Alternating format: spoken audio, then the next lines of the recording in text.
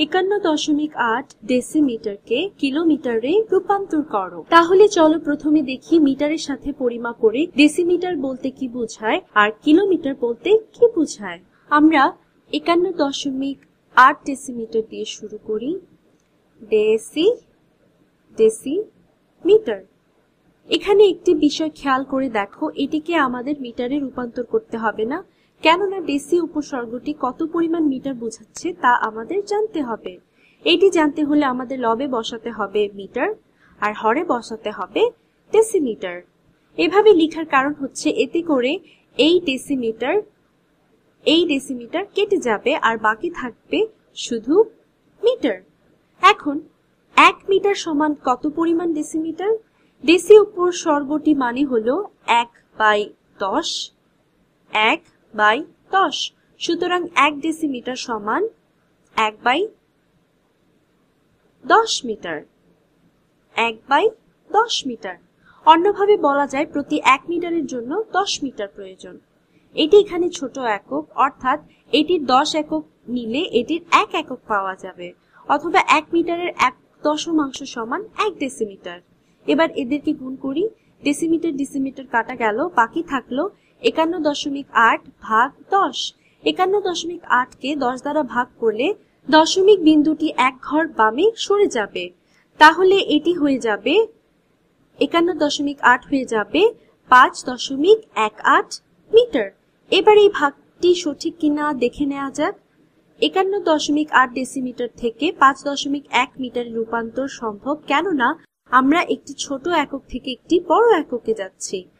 তাই সমান ব্যবধান ধরে রাখার জন্য আমরা এই বড় এককের ছোট অংশই পাব। এখন 5.18 মিটারকে কিলোমিটারে রূপান্তর করব। এটি পেতে হলে আমাদের হরে বসাতে হবে মিটার আর লবে কিলোমিটার বসাতে হবে, কেননা এতে করে এই মিটার আর এই মিটার কাটাকাটি চলে যাবে আর বাকি থাকবে শুধু কিলোমিটার। এখন 1 মিটার সমান কত কিলোমিটার? এখানে এই কিলো উপসর্গটি মানে হলো 1000, অর্থাৎ 1000 মিটার। তাহলে 1 কিলোমিটার সমান 1000 মিটার।